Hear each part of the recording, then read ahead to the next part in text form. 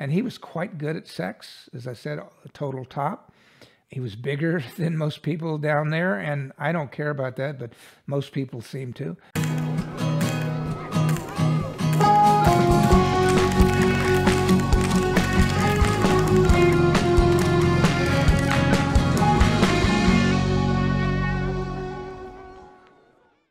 Hi, this is Mike Balaban. Welcome to another episode of BAMMER Tales.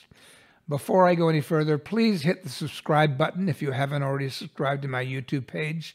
And when you get a chance, check out my podcast series, BAMMER and Me, on any major podcast platform.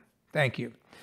Today's episode is I'm going to tell you about one of the first affairs I had in New York City when I moved there in the late 70s and early 80s, and when I joined a Wall Street firm back in the era when you had to be closeted in order to survive in that culture.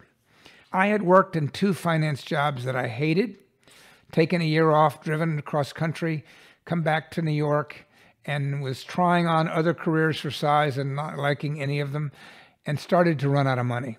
So I used every chip I had, and called them in and interviewed with other finance firms and got a job offer from Lehman Brothers, the vaunted investment banking house formed in 1851 or so, and of course, which would ultimately be the cause of the financial crisis of 2008 when it went out of business. But I had been long gone by that time. Anyway, I went to work for Lehman Brothers in 1980.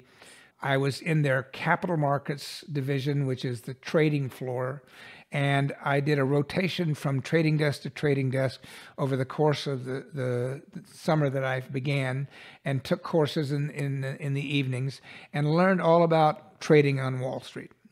And during that time, when I was moving among the desks and meeting the different heads and the people who traded underneath them, the idea was to try them on for size, to give them a chance to get to know me and vice versa at the end of the program, in which I would hopefully get an offer to join one of them.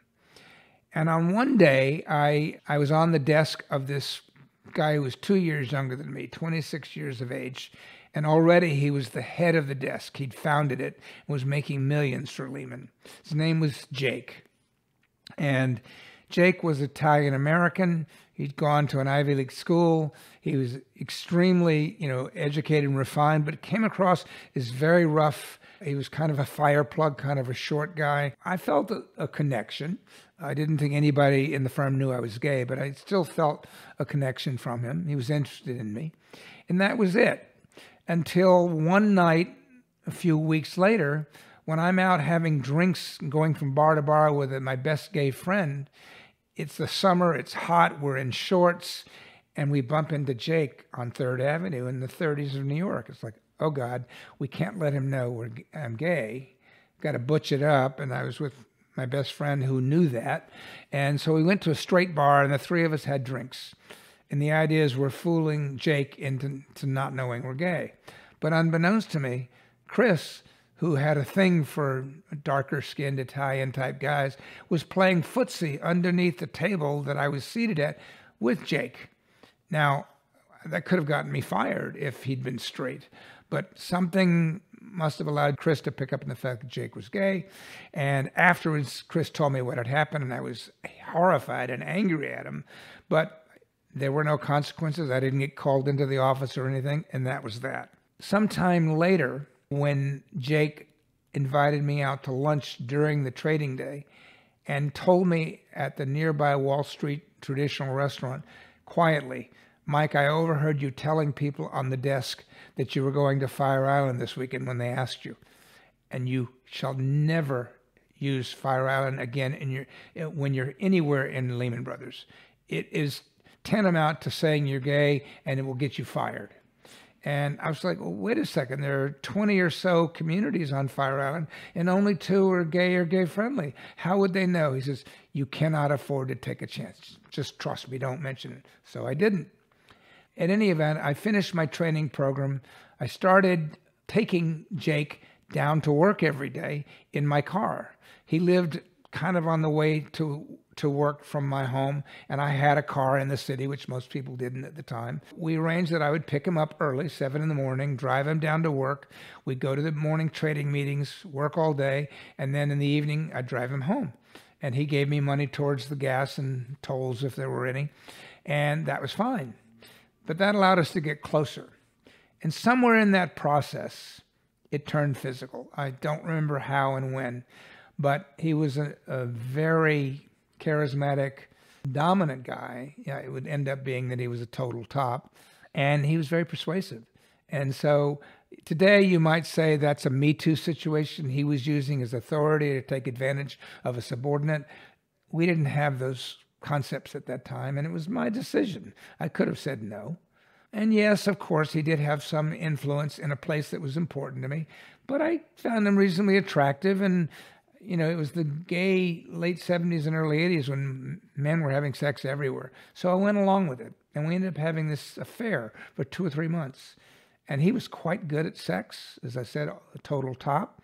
He was bigger than most people down there, and I don't care about that, but most people seem to. And everything was going along fine, but I have to admit privately that he never was somebody whose look really drew me the way certain guys did. And also, and this is why I'm blurring his face in the photos today, he had a distinctive body odor. It wasn't, you know, lack of showering or anything like that. Everybody has a musky smell of their own, and his was distinctive, and it just didn't sit right with me. I just didn't love it. So the combination of the odor and the fact that he really didn't look like the guy that I wanted to be my boyfriend. And then I met at the YMCA one evening the model who would break my heart. And we would end up running in the park every day together, and we would end up starting to have sex. And I just fell hook, line, and sinker for him. And I'm not able to carry on 2 guys at once. I know that's very common. We had no agreement to be monogamous. I just couldn't do it. So I had to approach Jake, and one night just said, Jake, I have to tell you, I've met somebody else, and he's stolen my heart, and I've enjoyed our time together immensely, but I'm going to have to end it. And it hurt him.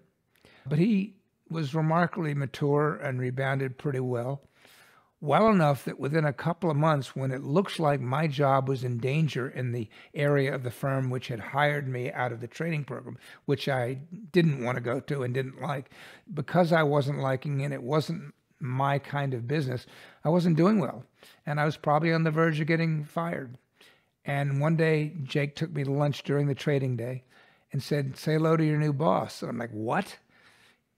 He had rescued me and pulled me into his group from the other one, giving me the time to learn the business, and as I did, become really adept at it and get very successful and make a lot of money for the firm.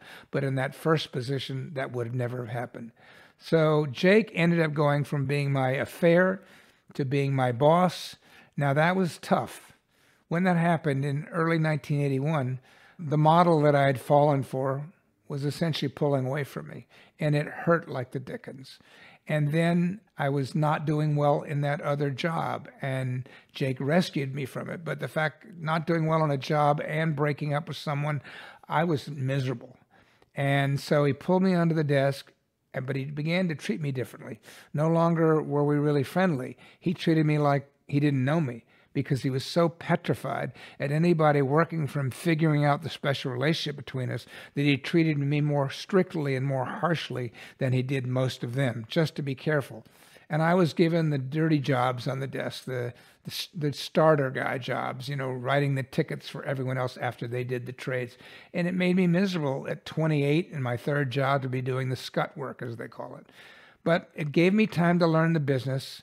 We ended up being together, he as my mentor and more often than not my boss, for most of the next 13 years at Lehman Brothers, until the firm eliminated my department and I lost the job entirely. He would go back to Wall Street when they became gay friendly, and I got him an interview with a gay managing director there, and they hired him back. And he didn't like it any more the second time when he was able to be open than he did the first time. It was just a tough environment. Not only that, he got put into a situation where when Lehman went bankrupt in 2008, a lot of the people that lost money sued the partners of the firm, and he was one. And he was on the hook for all of the savings that he had made and saved to that point if the case had gone against him. Fortunately, it didn't, and he was able to leave with his fortune intact. Jake is still in my life. He has homes in 3 or 4 locations with a husband he's been with for 40 years, since shortly after he and I separated. I saw him in June most recently, and I'm so grateful he came into my life, and we've had this long history together. Thank you for listening to another episode of BAMMER Tales. This is Mike Balaban.